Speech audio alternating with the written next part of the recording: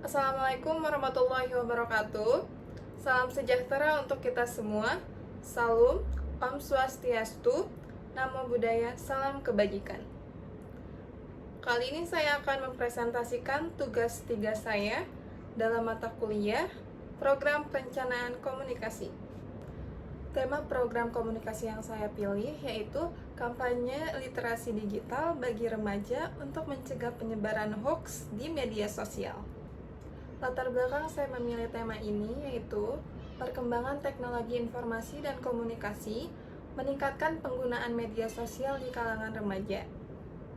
Media sosial memberikan kemudahan untuk memperoleh dan menyebarkan informasi. Namun, kemudahan tersebut juga menimbulkan permasalahan berupa banyaknya berita bohong atau hoax, ujaran kebencian, serta informasi yang belum terverifikasi.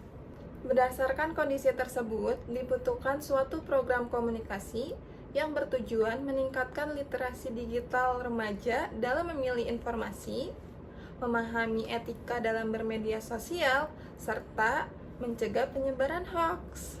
Program ini menggunakan pendekatan edukatif melalui media digital dan kegiatan tatap muka, sehingga pesan komunikasi dapat diterima secara efektif kepada khalayak sasaran. Struktur plan books atau proposal program perencanaan komunikasi. Menurut konsep program perencanaan komunikasi, sebuah proposal atau plan books disusun secara sistematis agar pelaksanaan komunikasi berjalan dengan efektif dan mencapai target yang telah ditetapkan. Bab 1 Pendahuluan. Bab pendahuluan berfungsi untuk memberikan gambaran umum mengenai suatu program yang akan dilaksanakan. Isi bab 1. Yang pertama, latar belakang masalah. Latar belakang masalah menjelaskan alasan mengapa program komunikasi perlu dilaksanakan. Latar belakang masalah pada proposal saya ini yaitu tingginya penggunaan media sosial di kalangan remaja sehingga meningkatkan resiko dalam penyebaran informasi palsu.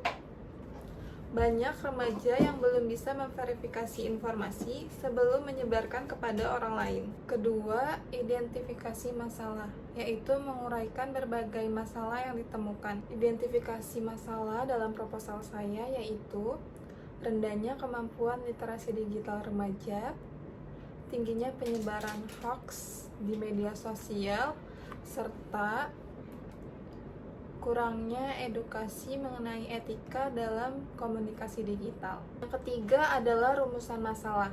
Rumusan masalah adalah pertanyaan yang ingin dijawab melalui program komunikasi. Rumusan masalah pada proposal saya yaitu bagaimana meningkatkan literasi digital remaja untuk mencegah dan mengenali penyebaran hoax di media sosial. Yang keempat ada tujuan program. Tujuan program terbagi menjadi dua, yaitu tujuan umum dan tujuan khusus. Tujuan umum dalam proposal saya yaitu meningkatkan kesadaran dan kemampuan literasi digital remaja. Sedangkan pada tujuan khusus dalam proposal saya yaitu memberikan pemahaman tentang hoax, melatih kemampuan verifikasi informasi, serta menumbuhkan perilaku bijak dalam bermedia sosial. Yang kelima ada manfaat program. Manfaat program adalah menjelaskan manfaat bagi sasaran atau penyelenggara. Manfaat dalam program yang saya buat ini yaitu meningkatkan pengetahuan remaja, mengurangi penyebaran informasi palsu, serta membangun budaya komunikasi digital yang sehat. Yang keenam adalah sasaran program. Sasaran program ini menentukan khalayak yang menjadi target komunikasi.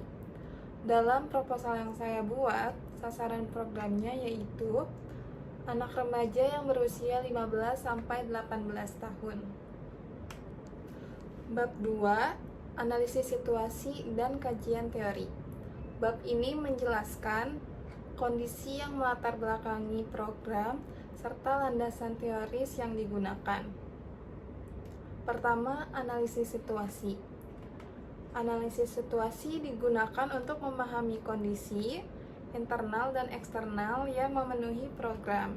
Analisis internal yang saya gunakan yaitu sumber daya manusia yang tersedia, dukungan sekolah, dan ketersediaan media komunikasi.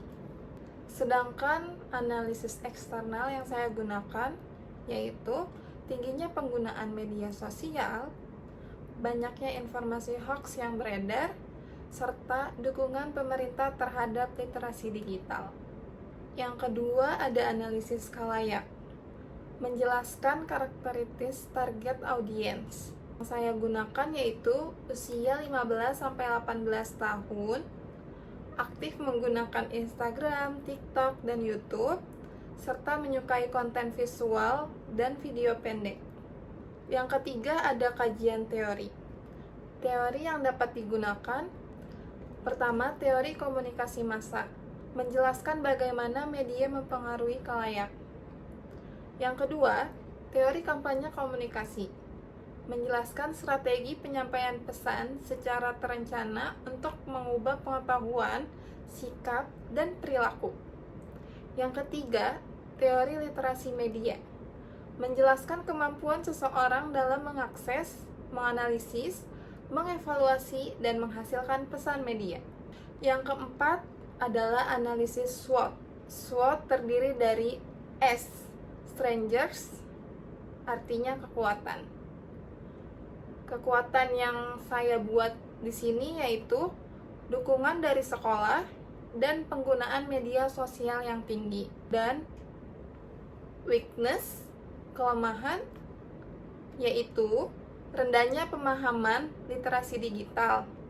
Opportunities atau peluang, yaitu banyak platform digital yang dapat digunakan. Dan yang terakhir, threats atau ancaman, yaitu arus informasi hoax yang terus meningkat. Bab 3. Perencanaan strategi komunikasi. Bab ini menjelaskan strategi yang digunakan untuk mencapai tujuan program. Pertama adalah tujuan komunikasi. Tujuan komunikasi yang saya buat yaitu meningkatkan pengetahuan remaja tentang hoax sebesar 80%. Kedua, meningkatkan kemampuan verifikasi informasi. Dan yang ketiga, mendorong perilaku bijak dalam menggunakan media sosial. Kedua, penetapan target audiens. Target primernya, siswa SMA dan SMK. Target sekunder, terdiri dari guru, orang tua, dan komunitas pendidikan. Ketiga, penyusunan pesan. Pesan utamanya, saring sebelum sharing.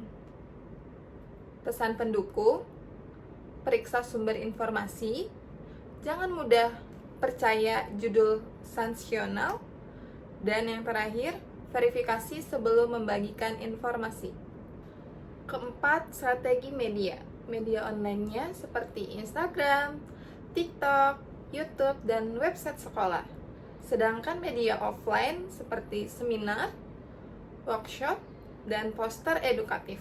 Kelima, teknik komunikasi, yaitu membuat video edukasi, mengadakan webinar, menyelenggarakan lomba konten kreatif anti-hoax, dan membentuk duta literasi digital sekolah. Bab 4, rencana aksi dan implementasi program. Bab ini menjelaskan langkah operasional pelaksanaan program. Pertama, nama kegiatan. Nama kegiatan yang saya buat yaitu kampanye literasi digital sharing sebelum sharing. Kedua, jadwal pelaksanaan. Minggu pertama, saya membuat persiapan materi dan menyusun tim. Minggu kedua, meluncurkan kampanye.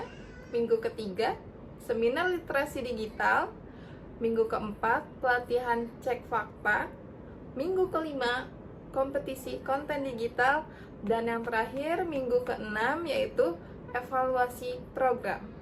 Yang ketiga, susunan tim pelaksana, yaitu ketua program, koordinator media, koordinator acara, tim kreatif, tim dokumentasi, dan tim evaluasi.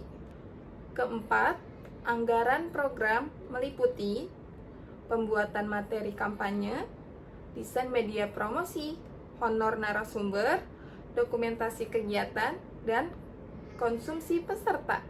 Kelima, indikator keberhasilan, yaitu 80% peserta memahami materi, meningkatkan skor pretest dan posttest, tingginya interaksi media sosial, dan yang terakhir, berkurangnya perilaku penyebaran informasi tanpa verifikasi.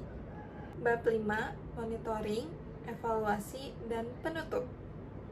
Bab ini bertujuan mengukur efektivitas pada program yang telah dilaksanakan. Pertama, monitoring. Monitoring dilakukan selama program berlangsung dengan cara mengamati pelaksanaan kegiatan, memantau kehadiran peserta, dan memantau aktivitas media sosial. Kedua, evaluasi. Evaluasi dilakukan menggunakan pretest dan posttest, kuesioner kemampuan peserta, analisis statistik media sosial, dan wawancara peserta. Ketiga, hasil yang diharapkan: peningkatan literasi digital remaja, berkurangnya penyebaran hoax, dan terciptanya budaya bermedia sosial yang kuat. Keempat, penutup. Program komunikasi ini diharapkan mampu meningkatkan kemampuan literasi digital remaja, sehingga mereka lebih kritis dalam menerima informasi dan tidak mudah menyebarkan berita yang belum terverifikasi.